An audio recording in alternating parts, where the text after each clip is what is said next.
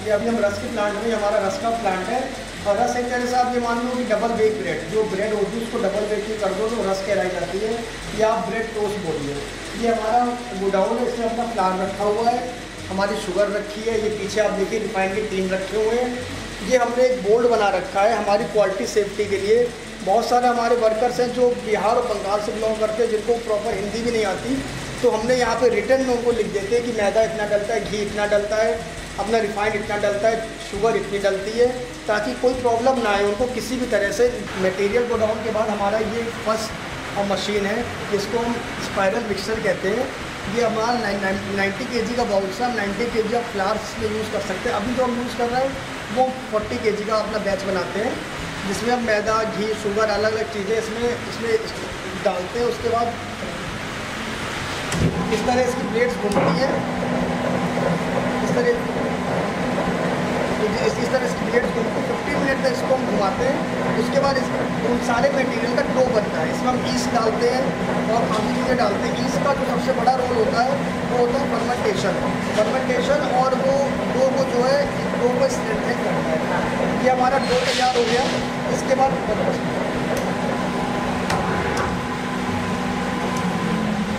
Dough के बाद जो हमारा दूसरा जो प्रोसेस होता है वो होता है डिवाइडिंग का। डिवाइडिंग आप ये कह लीजिए कि अलग अलग रस के पैकेट्स होते हैं, आपने देखा होगा 100 ग्राम्स के, 250 ग्राम्स के, 300 ग्राम्स के, अलग अलग MRP वाइज। तो अगर हमें 250 ग्राम्स का पैकेट चाहिए तो हमें उसका डिवाइडिंग रेट करना पड़ेगा 300 ग्राम, क्योंकि जब 300 ग्राम काटेंगे तो बेकिंग के बाद काफ़ी मॉइस्चर लॉस होगा और काफ़ी मटेरियल लॉस होगा, तो वो 250 ग्राम पे आ जाएगा। तो जैसे हमने यहाँ से डो निकाला, डो को हमने उसके अलग अलग पीस में वेट पर रख के हमने 300 ग्राम के उसके डिवाइड करके रख दिए। उसके बाद होती है मोल्डिंग आप ये कहते हैं कि मोल्ड, साँचे को मोल्ड कहते हैं और साँचे में माल डालने को मोल्डिंग कहते हैं। जैसे अपने पास 6 पॉकेट का साँचा है, ये आप देखिए, ये हमारा 6 पॉकेट का साँचा है। इसमें हमने जो 300 ग्राम डिवाइडिंग वेट था उसको लंबा करके पूरे इसके साइज़ का इसमें उसको मोल्डिंग कर दी। मोल्डिंग का सबसे बड़ा जो टेक्निकल वो होता है वो ये होता है कि आपको जो मोल्डिंग करनी है उसके साइड एंड्स बिल्कुल साँचे से छू कर निकले, क्योंकि अगर वो आधे रह गए तो आपकी जो उसके बाद जो बेक होकर जो ब्रेड निकलेगी तो गोल हो जाएगी, जिसकी वजह से आपको जो स्लाइसेस कटेंगे वो एक तरह के निकलेंगे। ये आपने रखा, बेकिंग होगी ओवन में, ओवन के बाद जो अपने ब्रेड निकलेंगे वो इस तरह के निकलेंगे। ये आपके साँचे में से ब्रेड निकले, वो इस साँचे में से आपका ब्रेड निकलेगा। बाई चांस ये आपका 200 ग्राम का है। उसके बाद ये आपका ब्रेड जाएगी स्लाइसर में जाके डबल बेकिंग होगी। डबल बेकिंग नहीं करनी है तो ब्रेड का प्रोसीजर ही बिल्कुल सेम यही है ब्रेड बनने का। ये एक तरह से ब्रेड ही है, स्लाइसिंग करके डबल बेकिंग हो जाएगी तो उसको हम रस कह देते हैं। फर्स्ट बेकिंग कर लिया, उसके बाद ये मुलायम होता है और सॉफ्ट होने की वजह से जब इसको स्लाइसिंग करेंगे तो उसके स्लाइसेस सही से आएंगे नहीं, तो इसको हम रात में रख देते हैं ऐसी जगह पर जहाँ पे ये ख़राब ना हो, सूखे ना, ज़्यादा इसको सूखी हवा ना मिले, इसमें मॉइस्चर मेंटेन रहे। अगले दिन हम इसकी अगले दिन हम इसकी स्लाइसिंग करके डबल बेकिंग करते हैं। तो ये 2 डे प्रोसेस है, 1 डे प्रोसेस नहीं है।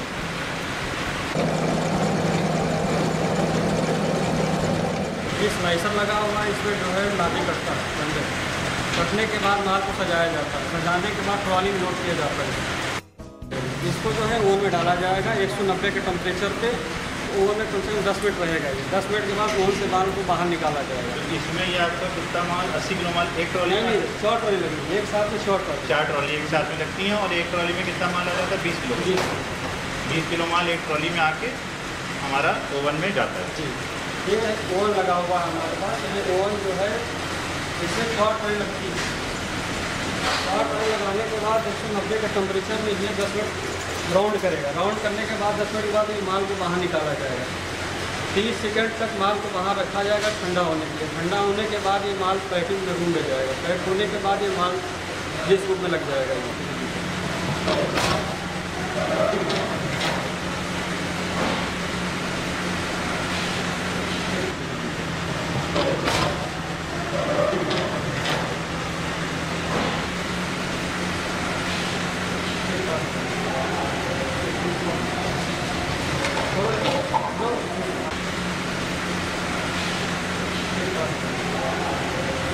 ये पैकिंग एरिया है हमारा।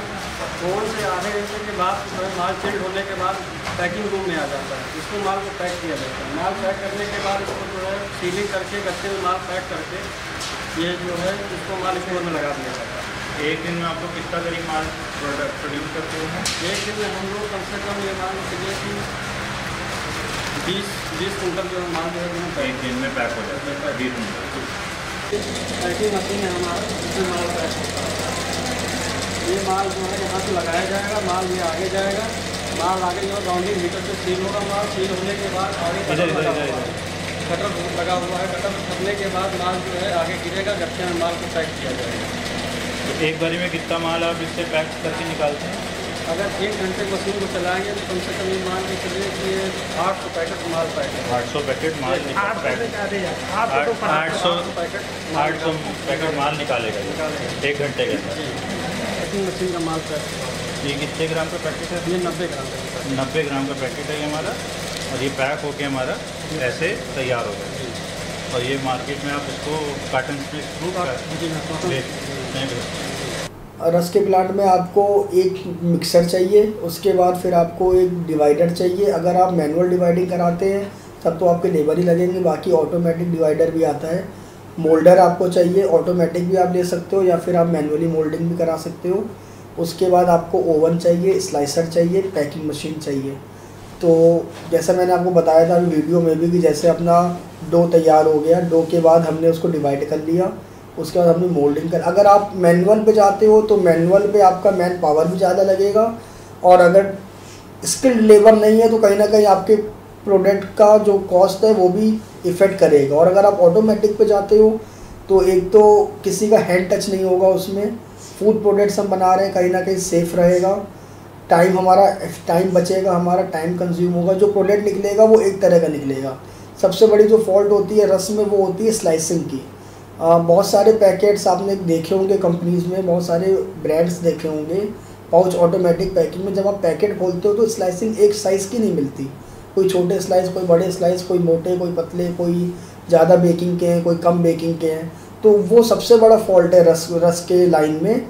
अगर इस चीज़ को आपने अच्छे से रोक लिया तो रस ऐसा प्लांट है कि अगर आप खाली रस का प्लांट लगाओगे तब भी आप इतना तो आप बचा ही लोगे कि आपको मज़ा आ जाएगा इस प्लांट में, क्योंकि इसकी सेल वॉल्यूम है। अगर मैं यूपी की बात करूँ तो बिकॉज रूरल एरिया भी है, अर्बन एरिया भी है, अलग अलग टाइप के लोग हैं, क्वांटिटी ओरिएंटेड लोग भी हैं, क्वालिटी ओरिएंटेड लोग भी हैं।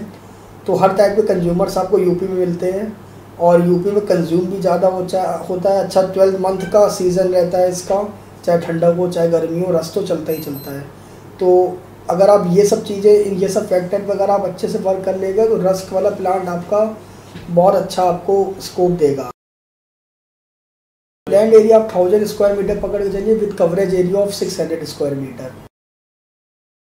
रॉ मटेरियल कोई खास इसमें नहीं पड़ता, फ्लावर हो गया, मार्जिन हो गया, शुगर हो गया, बाकी जो फ्लेवर्स आप डाल रहे हो जैसे इलायची रस आपको निकालना है, सूजी रस हो गया आपका, चेरी रस हो गया आपका, अंजीर हो गया, तो अलग अलग फ्लेवर वाइज आप किसी भी सेगमेंट में जा सकते हो।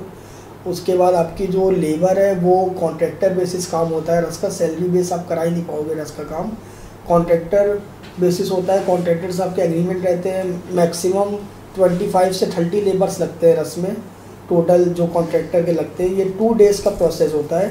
1 डे हम सिंगल बेकिंग करते हैं, उसके बाद 2nd डे हम उसकी डबल बेकिंग करके उसकी स्लाइसिंग करके उसको पैक करवाते हैं।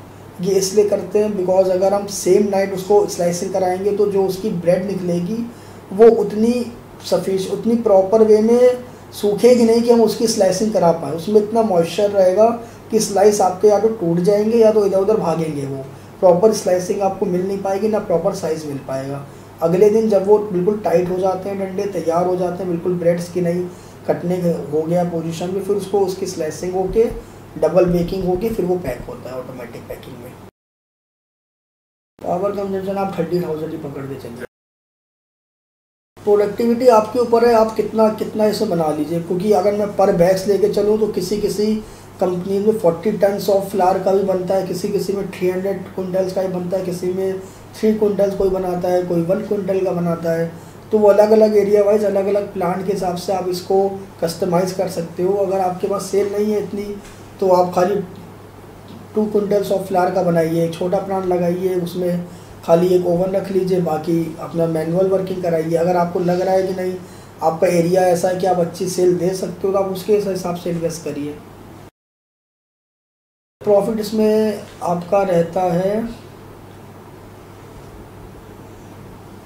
5 to 10%, बिकॉज इसमें लोकल कॉम्पिटिटर्स बहुत ज़्यादा मिलेंगे आपको। जैसे केक्स में मैंने आपको बताया इतने कॉम्पिटिटर्स नहीं मिलेंगे सेल्फ लाइफ की वजह से। पफ और फ्राइम्स के भी आपको इतने कॉम्पिटिटर्स नहीं मिलेंगे, मिलेंगे भी तो बहुत ज़्यादा छोटे लेवल पे मिलेंगे जो आपको कोई इफेक्ट नहीं डालेंगे। लेकिन रस एक ऐसा प्रोडक्ट है कि आपको लोकल बेकरीज़ के इतने कॉम्पिटिटर्स मिलेंगे कि आपको स्टैंड करना कहीं ना कहीं थोड़ा सा मुश्किल हो जाएगा। तो इसलिए इसमें प्रॉफिट मार्जिन कम रहता है। Profit is only depend upon your volume sale. If you are getting the volume sale, you will get the profit, otherwise you will not earn a single penny of money. Cost आप लगा के चलो 30 से 35 लाख अगर आप automatic में जाते हो तो। बाकी अगर आप मैनुअल में जाते हो तो मिक्सचर आपको 5 से 6 लाख का मिल जाएगा। ओवन आपको जैसे मैंने बताया 10 से 12 लाख में मिल जाएगा। बाकी स्लाइसर आपको 3 से 4 लाख में आपको स्लाइसर मिल जाएगा। नॉर्मल पे जाना है तो आपका 20 लाख तक का हो जाएगा। अगर ऑटोमेटिक पूरे पे जाना है तो ये आपका 35 से 40 तक चला जाएगा। ठीक है, थैंक यू वेरी मच।